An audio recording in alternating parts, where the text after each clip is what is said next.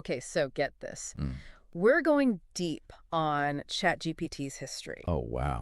But like straight from the source. Okay. We've got OpenAI's release notes, the whole thing. The whole thing. From the very start, December 2022. Wow. All the way to today, November 2024. It's crazy. Yeah, that is a lot of info. It's like, imagine peeking behind the scenes as this tech just explodes. Yeah. You know, it is funny, right? We're drowning in tech news every day. Rarely do we get this kind of, like, insider view. Yeah, the raw story. Exactly how something goes from, like, an idea to, boom, everyone's using it. And that's what's so cool about this deep dive. We're not just going to, like, list what happened. It's more like, why does this matter? What does it tell us about where AI is going? I think even if you're, like, a ChatGPT pro, I bet there's surprises in here. Oh, I guarantee So this really shows OpenAI's focus from the start. السلام عليكم ورحمة الله وبركاته. أنا سونيك. عاملين يا شباب؟ إن شاء الله تكونوا بخير. ما تنسوش يا شباب قبل ما نبدأ الشرح إن إحنا ندعي لإخواتنا لأنهم في أشد حاجة للدعوة، وأسأل الله أن ينصرهم. الفيديو اللي انت شفته من شوية معمول بالكامل باستخدام الذكاء الاصطناعي وبأدوات مجانية. النهاردة هنتكلم عن موضوع بقى عليه إقبال كبير جدا الفترة الأخيرة، وهو البودكاست. لو بتفكر تبدأ بودكاست بتاعك، سواء عندك مواضيع عايز تتكلم فيها، قصص أو حتى أفكار جديدة، فالفيديو ده ليك انت. والحلو في الموضوع ده انك انت مش محتاج تكون خبير في الانتاج الصوتي ولا محتاج ميزانيه كبيره. في حاجات دلوقتي كتير جدا تقدر تستفاد منها زي ادوات الذكاء الاصطناعي اللي بتعمل شغل خرافي وببلاش كمان. في الفيديو ده هنعرف ازاي تستغل الادوات دي عشان تطلع بودكاست احترافي ويشد الناس ليك من اول حلقه. فخليك معايا للنهايه وعرفني في التعليقات تحت لو في ادوات تانية انت جربتها، او لو عندك افكار ممكن نتكلم عنها في الفيديوهات اللي جايه. ويلا بينا نبدا، بس متنساش تدعمني بلايك وسبسكرايب.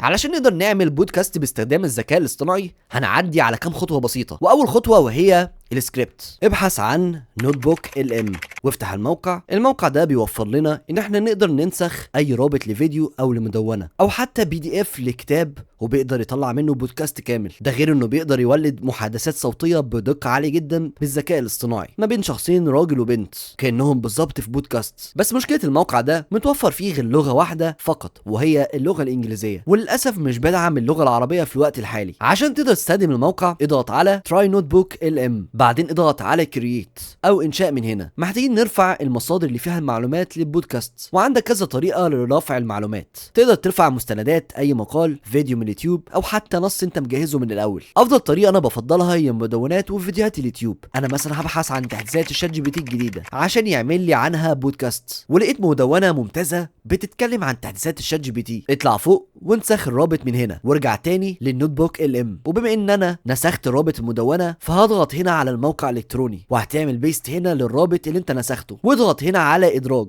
وهيبدا يسحب كل التفاصيل من المدونه، وهيعمل لنا هنا ملخص صغير عن المدونه. ولكن مش ده اللي احنا عايزينه، احنا محتاجين حاجه واحده فقط، وهي الملخص الصوتي او الحوار اللي بيدور ما بين شخصين. وعشان نقدر ننشئ الحوار ده هنضغط هنا على انشاء او جنريت، وهنستنى شويه وهيستغرق حوالي اقل من 10 دقايق لتوليد الصوت. ودلوقتي الصوت بقى جاهز، وتعالى اسمعك جزء بسيط من البودكاست، وهنضغط هنا علشان نجرب الصوت. Okay, so get this.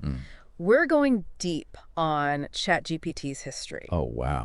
But like straight from the source. Okay. We've got OpenAI's release notes, the whole thing. You know, it is funny, right? We're drowning in tech news every day. But rarely do we get this kind of, like, insider view. انت اخد بالك ان قد ايه الصوت احترافي جدا وبجوده عاليه، كانه حرفيا بودكاست حقيقي. ولو انت لاحظت كمان هتلاقي ان مده الصوت 16 دقيقه كامله، وده شيء ممتاز جدا. وعايز اقول لك كمان ان الفتره الزمنيه بتاعه البودكاست ممكن كمان تتخطى 16 دقيقه، ولكن ده بيكون على حسب الموضوع اللي انت هترفعه. لو انت بالنسبه لك الصوت ده تمام ومفيش فيه اي مشكله، اضغط هنا على الثلاث نقاط دول وهتضغط بعدين هنا على كلمه تنزيل، والفيديو هيتحمل معاك. دلوقتي محتاجين نفصل الصوت بتاع الشخصيات عن بعض. عشان نعمل كده ممكن نستخدم اي برنامج لتحليل الفيديو او الصوت، وانا عن نفسي بفضل استخدم برنامج المونتاج كاب كات. اول حاجه هنفتح كاب كات، وبعدين هنضغط هنا على امبورت عشان نرفع الملف الصوتي اللي هنشتغل عليه. وبمجرد ما نرفع الملف هنسحبه وننزله تحت هنا في التايم لاين. ركز معايا في الخطوه اللي جايه دي علشان مهمه جدا. هنبدا نشغل الصوت عشان نحدد اللحظه اللي بينتهي فيها صوت البنت او صوت الشخصيه الاولى. Okay, so get this. وبمجرد ما نوصل للنقطة دي هنوقف المؤشر عند النهاية دي. دلوقتي هنستخدم الكيبورد وبالضغط على كنترول بي هنقص الصوت عند النقطة دي. هتكمل بنفس الطريقة لكل مقطع صوتي. فمثلا لو عندك صوت شخصية تانية زي الراجل هنكرر الخطوة دي وهنقص نهاية الصوت في كل مرة. بعد ما تقص الأجزاء المطلوبة هنسحب مقاطع الصوت بتاعة الراجل وهننقلها للتايم لاين التاني اللي تحته، وبكده نكون نجحنا في فصل صوت الراجل عن صوت البنت. وبقى التايم لاين اللي فوق هو اللي فيه صوت البنت، واما التايم لاين اللي تحت هو اللي فيه صوت الراجل. حدد على التايم لاين الراجل وامسحه. بعدين هنحدد برضو على صوت البنت، وبعدين هنضغط على كليك يمين من الماوس ونختار كرييت كومباوند كليب. دلوقتي بقى عندنا صوت البنت بس مع الفواصل لصوت الراجل. اضغط فوق على اكسبورت، شيل خيار الفيديو واختار اوديو، سميه اف اللي هي بمعنى فيميل او بنت، وهنضغط هنا على اكسبورت علشان نحمل صوت البنت، وهنرجع تاني واضغط هنا على الزر ده او انك تضغط على كنترول زد وهيكون باعاده صوت الراجل اللي احنا مسحناه من شويه. المره دي هنمسح صوت البنت اللي هو موجود فوق، وهنحدد برضو على صوت الراجل، وبعدين هنضغط على كليك يمين من الماوس ونختار كرييت كومباوند كليب.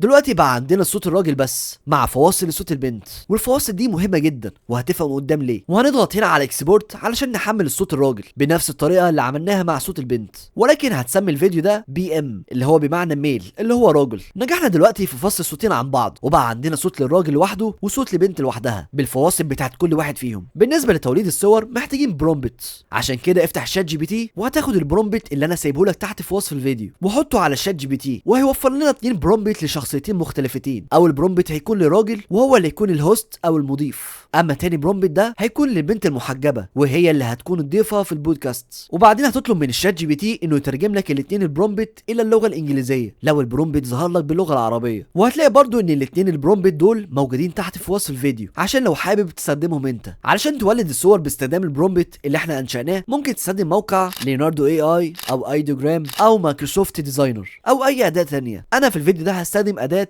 مايكروسوفت ديزاينر. هتطلع فوق وهتضغط على كرييت واختار من هنا ايمجز. في الديسكريبشن هنا او الوصف هناخد اول برومبت كوبي، وهو ده البرومبت الخاص بالراجل، وهنعمل له لاسك هنا في الديسكريبشن. ومن السايز او الحجم هنختار بورتريت او المقاس ده، واضغط على جنريت عشان يبدا في توليد الصور. وفي اقل من دقيقه اتولدت 4 صور، وزي ما انت شايف الصور بجوده عاليه جدا. ولو عجبتك من هنا اي صوره هتضغط هنا على داونلود، بعدين هتضغط هنا على داونلود تاني والصوره هتتحمل معاك. انسخ البرومبت التاني اللي هو خاص بالبنت وطبق نفس الكلام، والصوره دي عجبتني جدا وهعمل لها داونلود. ودول شكل الصورتين اللي موجودين معايا وشكلهم جامد جدا وشكلهم واقعي. علشان تقدر تخلي الشخصيتين دولت يتكلموا مع بعض هنستخدم موقع هيدرا اي اي، والموقع ده انا مش اول مره اتكلم عنه، اتكلمت عنه قبل كده في فيديو من فيديوهاتي، وانصحك انك تتفرج على الفيديو ده. ولكن بعد ما تخلص الفيديو ده افتح موقع هيدرا واضغط على كرييت، وهيطلب منك انك انت لازم الاول تسجل حساب على الموقع، وهتسجل بشكل طبيعي جدا عن طريق الجيميل بتاعك، او تقدر من هنا تسجل عن طريق التم ميل لو انت حابب. من هنا هنرفع الصوت عن طريق انك تضغط هنا على ابلود، وهترفع الصوت اول شخصيه. وخلينا نبدا بصوت الراجل، وبعدين من هنا هترفع صوره الراجل. طالما احنا رفعنا الصوت الخاص بيه هيكون بشكل تلقائي بتكبير صوره الوجه. وعشان نقدر نحل المشكله دي هنضغط فوق هنا، وبعدين هنختار مقاس الصوره الاصليه واللي هو من 9 ل 16، وهترجع تاني لحجمها الطبيعي. وبعدين هنضغط هنا على جنريت فيديو عشان يكون بدمج الصوت مع الصوره ويحولهم الى فيديو. وهتستنى شويه، وفي خلال 3 دقايق او اقل الفيديو هيكون جاهز، وهتقدر تجرب الفيديو من هنا.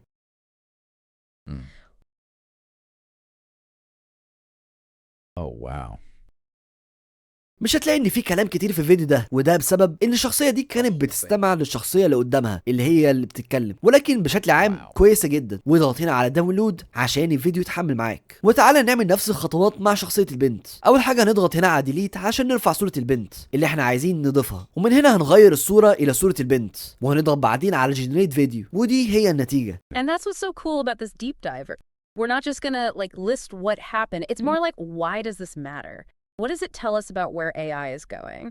وطلع برضو ممتازه جدا. طيب بعد ما خلصنا افتح برنامج لمونتاج كاب كات واعمل امبورت لكل المقاطع اللي انت عملتها، وابدا انزل باول شخصيه ورتب المقاطع بالترتيب، وبعدين حدد على المقاطع واضغط على كليك يمين بالماوس واضغط على كرييت كومباوند كليب، وهتلاقي ان كل المقاطع اتجمعت في مقطع واحد فقط. بعدين هنضغط هنا على ريشيو ونختار مقاس من 16 ل 9، وبعدين هتسحب الفيديو بتاع اول شخصيه وتخليه على اي جنب، وهتبدا انك تكبر الصوره بالمنظر ده. انا مثلا هخلي حجم الصوره على 160 واخليها بالمنظر بالمنظر ده، وبعدين تبدا تنزل بتاني شخصيه ونظم المقاطع الخاصه بالشخصيه دي، وهتعمل نفس الكلام اللي احنا عملناه مع الشخصيه الاولى، وبعدين هتسحب الفيديو بتاع الشخصيه الثانيه وهنخليه في الاتجاه المعاكس للشخصيه الاولى، وهنخلي برضو حجم الصوره على 160 وهيكون معاك بالشكل ده. لو عايز تضيف ترجمه على الفيديو هتحدد على كل المقاطع وهتضغط على كليك يمين بالماوس، وبعدين هتضغط على كرييت كومباوند كليب وهتضافه معاك في مقطع واحد، وهتضغط من فوق هنا على كلمه كابشنز وهتختار من هنا اللغه الانجليزيه وهتضغط من هنا على جنريت، والترجمه في خلال دقايق هتكون جاهزه، وهتقدر من هنا تعدل عليها بالشكل اللي انت عايزه، وده هيكون شكل الترجمه وطلعه ممتازه جدا. بعد ما نخلص كل حاجه هنضغط فوق على اكسبورت وهتشيل علامه الصح من على كلمه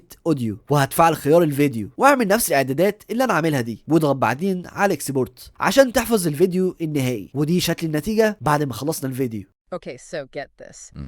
We're going deep on ChatGPT's history. Oh, wow. But like straight from the source. Okay. We've got OpenAI's release notes, the whole thing. The whole thing. From the very start, December 2022. Wow. All the way to today, November 2024. It's crazy. Yeah, that is a lot of info. It's like, imagine peeking behind the scenes as this tech just explodes. Yeah. You know, it is funny, right? We're drowning in tech news every day. Rarely do we get this kind of, like, insider view. Yeah, the raw story. Exactly how something goes from, like, an idea to, boom, everyone's using it. And that's what's so cool about this deep diver. We're not just going to, like, list what happened. It's more like, why does this matter?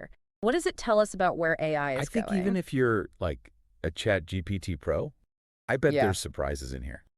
Oh, I guarantee So this really shows OpenAI's focus from the start. وبكده الفيديو بتاعك اتعمل بالكامل باستخدام الذكاء الاصطناعي وبادوات مجانيه. دلوقتي عندك فيديو احترافي بدون اي تكلفه تقريبا، وده بيوضح قد ايه التطور بتاع الذكاء الاصطناعي بيساعدنا نوفر وقت ويساعدنا نوفر فلوس. وبس كده، ده كان كل حاجه. انا حرفيا في الفيديو ده ما بخلش عليك حتى لو بمعلومه واحده، فاتمنى منك برضو انك ما تبخلش عليا بلايك وسبسكرايب عشان عايزين في اقرب وقت نوصل ل 100,000 مشترك عندنا على القناه. كان معاكم سونيك، ان شاء الله اشوفكم في الفيديو اللي جاي. في امان الله.